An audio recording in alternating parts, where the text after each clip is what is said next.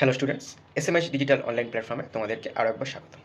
তো আমাদের যে এই যে সেন্ট্রাল ডগমার যে সিরিজ চলছে, তো আজকে আমি তোমাদের সঙ্গে আলোচনা করব যে প্রোক্যারিওটিক্স বা আদিকোষী জীবের রেপ্লিকেশন কীভাবে কী প্রসেসে হয়।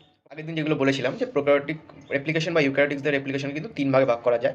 তো প্রোক্যারিওটিক্সদের ক্ষেত্রে আমরা তিন ভাগে ভাগ করতে পারি। তো প্রথমেই হচ্ছে ইনিশিয়েশন। ওকে, ব্যাকটেরিয়াদের যে ডিএনএ থাকে সেই ডিএনএর একটি নির্দিষ্ট জায়গা থাকে। ওকে, সেই নির্দিষ্ট জায়গাটাকে কিন্তু বলা হয় অরিজিন অফ রেপ্লিকেশন, অর্থাৎ অরিজিন অফ রেপ্লিকেশন রিজন থেকে কিন্তু প্রোক্যারিওটিক্সদের ক্ষেত্রে এই রেপ্লিকেশন প্রসেসটা শুরু হয়। এই যে ইনিশিয়েশন স্টেজ, এই ইনিশিয়েশন স্টেজে কিন্তু সবচেয়ে বেশি গুরুত্বপূর্ণ ভূমিকা পালন করা হচ্ছে এনজাইম হেলিকেজ। তো হেলিকেজ কী করে, যে হাইড্রোজেন বন্ডগুলোকে ভেঙে ফেলে। আমরা জানি যে এটিজিসি এদের মাঝখানে কিন্তু হাইড্রোজেন বন্ড থাকে, তো হেলিকেজ কী করে, এই বন্ডগুলোকে কিন্তু ভেঙে দেয়। ওকে, এবং এর ফলে একটা কিন্তু রেপ্লিকেশন ফ্রক তৈরি হয়, যাকে ইংরেজি ওয়াই আকৃতি দেখতে হয়, অর্থাৎ ওয়াই এর মতো দেখতে হয়, যেখান থেকে হেলিকেজ প্রবেশ করে, অর্থাৎ এই বন্ডগুলো কিন্তু ভেঙে দিয়েছে হেলিকেজ। আচ্ছা, এরপর আসে হচ্ছে আমাদের এসএসবি প্রোটিন। ওকে, এসএসবি প্রোটিনের ফুল ফর্ম হচ্ছে সিঙ্গেল স্ট্র্যান্ড বাইন্ডিং প্রোটিন। এই এসএসবি প্রোটিন কী হয়, হেলিকেজের দ্বারা হাইড্রোজেন বন্ড ভাঙার ফলে যে সিঙ্গেল স্ট্র্যান্ড তৈরি হয়, সেই সিঙ্গেল স্ট্র্যান্ডে গিয়ে কিন্তু এসএসবি বাইন্ড করে ফেলে, যাতে সেই সিঙ্গেল স্ট্র্যান্ডগুলো আবার পুনরায় জুড়ে ডবল স্ট্র্যান্ড তৈরি করতে না পারে।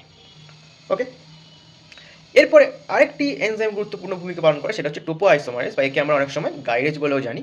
ওকে, তো এই টোপো আইসোমারেজ কী করে, যে যখন ডিএনএর প্যাঁচ খোলা হয় না, তখন সামনের দিকে যে চাপের সৃষ্টি হয়, তো এই টোপো আইসোমারেজ কী হয়, সেই যে প্রেশার বা চাপের সৃষ্টি হচ্ছে, সেই চাপটাকে কিন্তু প্রশমিত করে। তাহলে আমরা কী কী দেখলাম, যে এই যে ইনিশিয়েশন স্টেজে তাহলে কী কী এনজাইম গুরুত্বপূর্ণ ভূমিকা পালন করে, একটা হচ্ছে হেলিকেজ এবং অপরদিকে হচ্ছে টোপো আইসোমারেজ। এছাড়াও এসএসবি প্রোটিনও কিন্তু একটি গুরুত্বপূর্ণ ভূমিকা পালন করে।